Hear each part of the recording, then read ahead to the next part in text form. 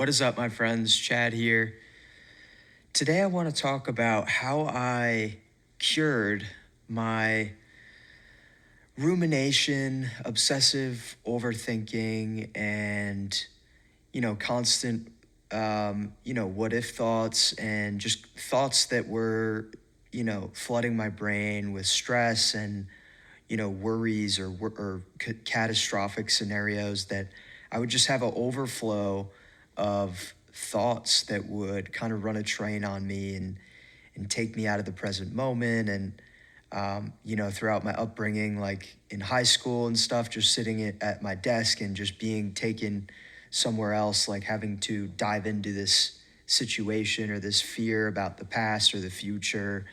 And I used to really struggle with this, I guess you could call overthinking, which I think a lot of people in modern day today struggle with. And that's what I'm going to cover a bit in this video. And so if you struggle with that, this is definitely going to be valuable for you, because I've come a very, very long way in terms of coming to a place where, and this was a long time ago that I was able to cure this, but it's been something that is still, I get flashbacks of how serious this was for me, and how much it stole enjoyment out of my life and my day to day, and just didn't allow me to enjoy things. Like I would get excited about something, whether it was like an event or something that I wanted to do, and that enjoyment would kind of just get stolen after a thought would come in and be like, well, what if this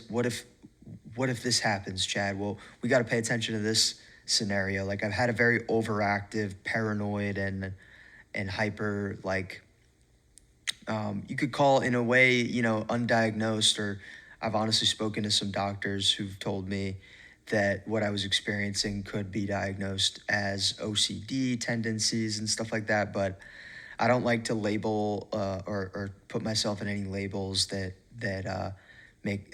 attach to my identity. But I've been able to really, really calm the waters in the mental plane. And so I'm going to dive into what I did to solve that. And so yeah, that's kind of what I experienced it as, and it was at its peak in high school, and it slowly, it would go in stretches where I would just really be, attached to one specific fear or catastrophic scenario. What if this happens? What if something bad happens in the future because of this situation? And now we need to dive in and kind of remember how that event went and make sure that nothing bad's going to happen. Or it could have been attached to health. There was a time when I was constantly ruminating about the fear of getting cancer one day because I ingested some bad chemicals from like smoking notebook paper at the park with friends when I was like 13.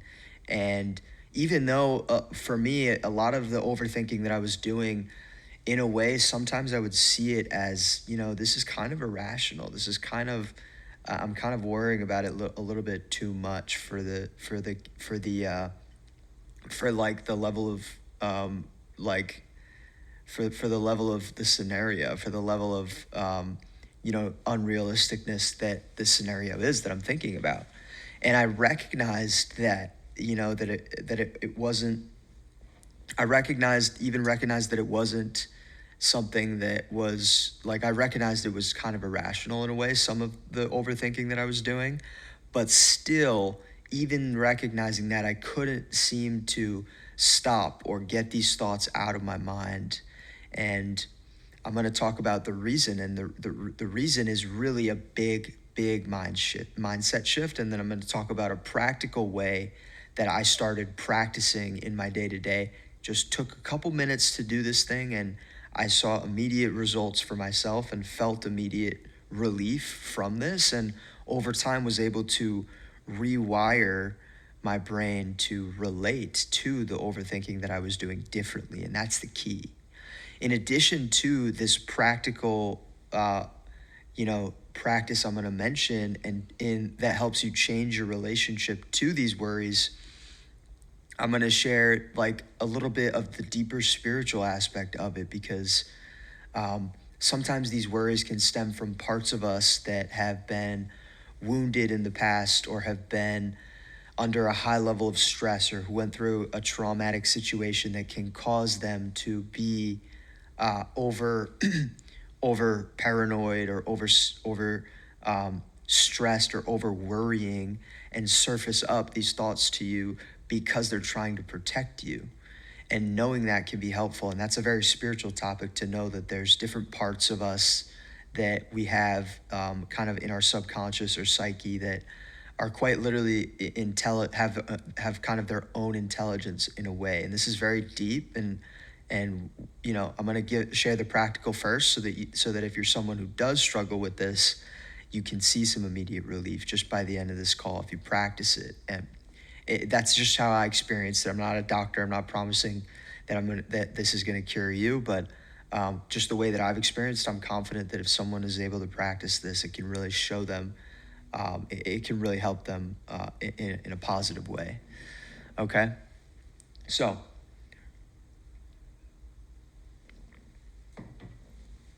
what is worry, and what is the overthinking? What is it? Like I said before, it's scenarios or fears or what if this happens, what if that happens, that can get kind of stuck in your brain because it's like, whoa, I never thought about that. Whoa, is this something of danger? Is this something I need to pay attention to? And our bodies are wired this way, right? This is a good thing that we get this, right? If the way that we've evolved as humans in the primal days, we have had to have a mechanism that surfaces up potential scenarios that would cause danger ahead of time. Otherwise, we would die off. For example, if we were in like a cave, the caveman days, if you could call it that, caveman days, where it was like, if the people who survived and evolved to who we are today were the ones that had a mechanism of, well, what if a bear or a mammoth comes in at night? I need to prepare for that and maybe put up a fence right before it happens. Or even maybe just based on like a previous situation and then being like, whoa, what if that happens to me? So this mechanism is used for our survival. But today there's a lot less physical, in most cases, in a lot of cases, there's a lot less physical threats around us in our day-to-day.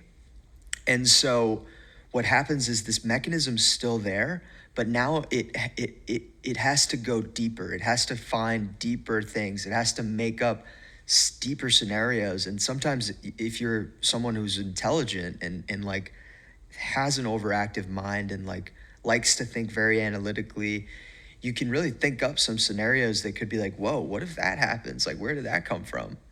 And so this is what was happening to me, but constantly. And I think it could have been because I had situations in my childhood that caused me to be like, whoa, like I just got really like, stunned in some cases, and then caused me to be like, cause that mechanism to amplify in my day to day. And then some scenarios that I think up, which would just get stuck in my brain, and then I try to, and then this is where people go wrong, is I tried to, argue with it and then solve it, or try to disprove it and try and push it out of my mind, try and distract myself, resistance type of things, arguing, pushing it out of the mind,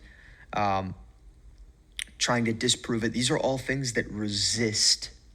And so this brings us to this philosophy that's going to help you in this process in relieving yourself of this. That philosophy is, what you resist persists. And this is like an ancient Zen proverb, or I don't know if it's specifically Zen, but it's a philosophy that is very well known and very talked about and realized in this spiritual realm, okay? And so, what you resist persists. What does that mean? So what that means is, I'm just checking my mic's going. Yeah. So what that means is, I'm very comfortable this morning. I got this nice flannel that I got for the holiday, and I'm just comfortable anyways. What you resist persists, meaning if we're resisting things in our psyche, or resisting things, resisting emotions that are tied to these thoughts, right? Resisting emotions, resisting thoughts, distracting ourselves, we're trying to disprove. That causes it to persist. And there's a book, if you want to understand this deeper, it's called The Worry Trick by Dr. David Carbonell. Okay, it's a doctor who dealt with people who struggled massively with chronic worry, overthinking, and this is the book that changed my paradigm in terms of how to relate to overthinking and worry and solve it for myself, essentially, after a lot of practice and getting into the more spiritual aspect, which I'm going to briefly cover at the end. So why is that the case? Well, in a way, you could think of it as, okay, so if we have this mechanism that is meant to protect us in our brain that surfaces up worries, potential fears, scenarios that could happen that could cause us danger, if we're resisting that, well, then what does that part of us do? What does that tell the part of us? It tells us that, whoa, I gotta even, like, this person's not taking this seriously. I gotta make sure that Chad or whoever's watching this knows this is a potential dangerous situation. I need you to acknowledge this. Like, imagine if you were someone trying to tell a loved one, hey, like, there's something that could really be dangerous that can happen, right? You need to really acknowledge this. And what if they're just like pushing you away and they're just like, oh, nah, like, get away. I'm gonna watch TV. It's gonna stick with you. You're gonna keep being like, hey, like, I really need your attention. Like, this is really something, I need you to consider this and acknowledge this, right? And so this is us. So if we're continuing to resist, this is us pushing that person away who's trying to warn us, which doesn't get them off our back. It makes them continue to really, because they care about us. It's a part of you, right? It's a part of you that wants you to survive. It's their survival at stake too. So it really needs you to acknowledge it. And so if we resist, it just persists. And this also, it can extrapolate out to like different arenas of life. Like if you resist, whatever you resist around you will start to resurface in terms of like problems you're resisting, or anyways. But just to narrow this philosophy down to worry and overthinking for the potency of this video, that's kind of how it works. And this was a massive paradigm shift for me, because what that meant is basically, if I want to cure overthinking, I have to do the exact opposite of what I've been doing, which was resisting, arguing, disproving, and none of this stuff would work. I would always, without fail, always have it come back, even if I got short-term relief. And that's important. Even if you get short-term relief from getting reassurance or getting, disproving it for a while, or making up a strong argument and spending energy to do that or journal about it, it would only provide short-term relief, and then it always would come back. And so I had to flip this on its head and start acknowledging and even accepting, not accepting it as true and that it will happen, but accepting the thought in to my psyche, like bringing it in and accepting the emotion of that's attached to it, the sting, I like to call it, accepting that and allowing myself to envision the worst case scenario. And that's a scary place to go. It's a dark place to go. And you don't have to go all into the worst case scenario right off the bat.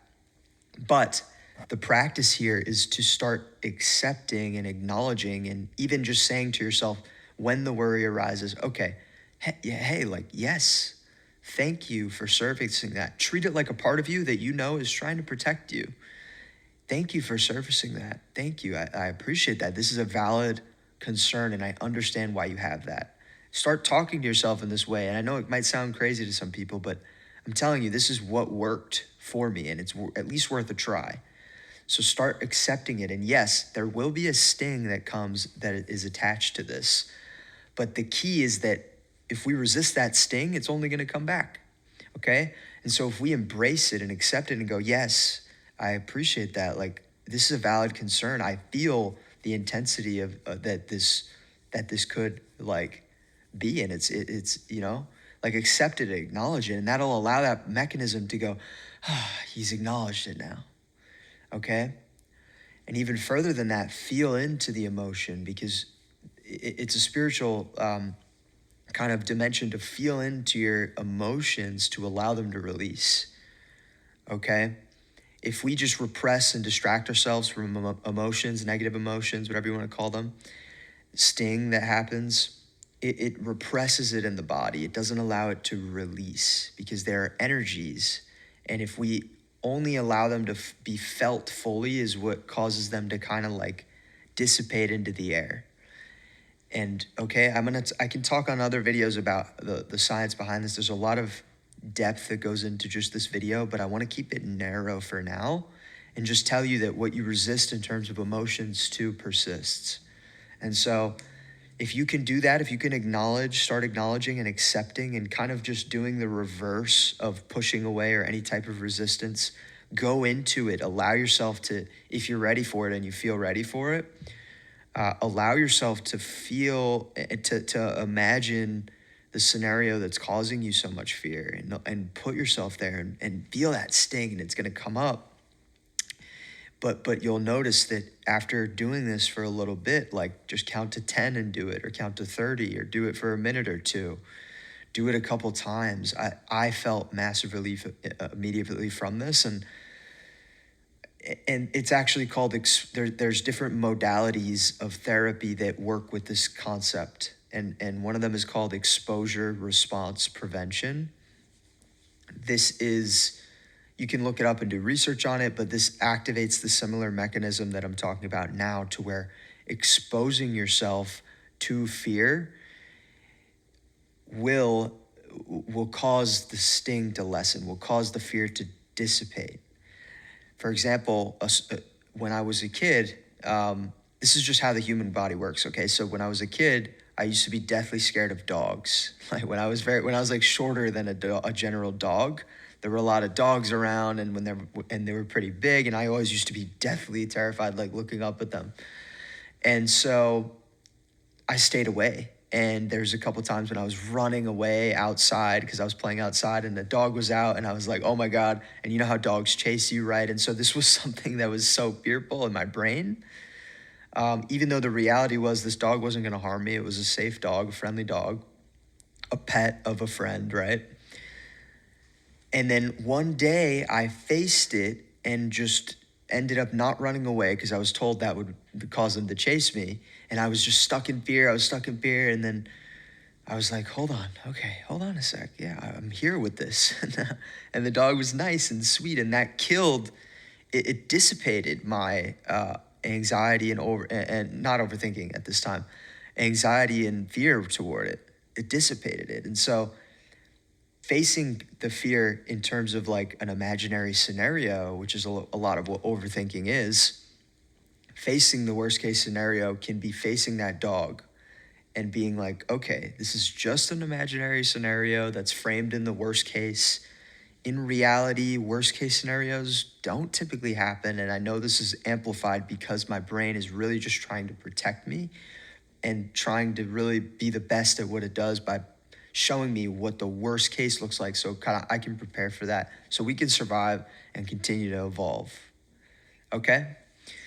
Okay. So that's an area of expertise that I've been able to develop through experience with myself, which is why I can kind of talk so naturally about it. I didn't script anything for this video. It's just a thing that I've really went through that I know people find valuable.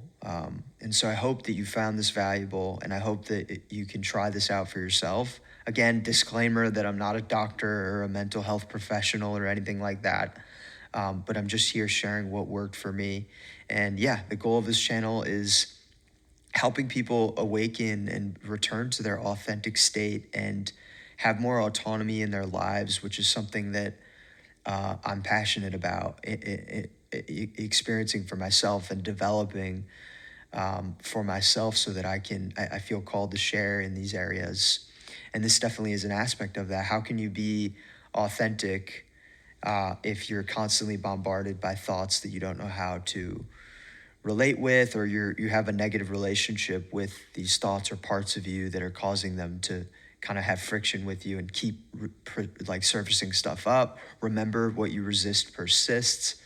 And so to be able to be your authentic self and to live autonomy in autonomy is to be present and be able to be clear and present so that you can choose what you want to do on a day-to-day basis, or just connect deeper with your intuition to communicate with it, to let you know what you want to do, or to use it as a guide to be like, okay, I feel pulled here and pulled there. And so to be more embodied in your being is to address some of these things. And overthinking is one of them, right? And so I think that honestly, I'm not going to go too deep into the spiritual in this aspect. I think there's a couple. There's just one other thing I'll address is the physical.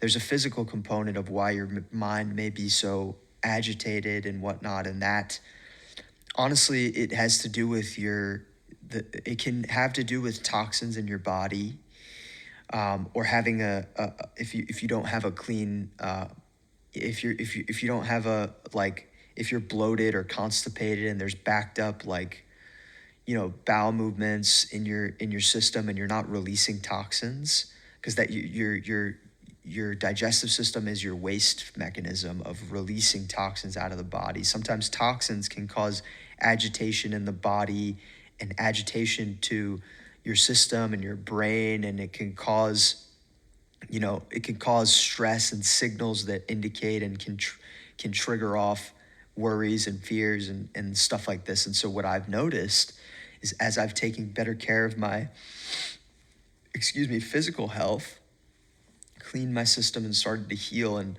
release, and make sure that I'm having like a healthy bowel movement each day. And I can cover other videos that go into it, but healing and making sure that I'm not bloated, making sure that what I'm putting into my body is healthy, whole foods, not processed or anything like refined. That all contributes to the quality of thinking and health. You are what you eat, and being able to release toxins out of your body is so important, because we're constantly bombarded by toxins in our environment in today's age. Even from food we eat has some pesticides, and so you can't escape it entirely, and you don't need to be hyper focused on it. But to make small changes, in that area can also massively help with your mental clarity, the amount of worries or fears that you're having. But yeah, so there's an aspect of that I'll gonna cover deeper in future videos. But this was the number one dramatic thing that helped me make a difference. So remember that what you resist persists, and I hope to see you in another video. And chat out. So I'll see you. Bye.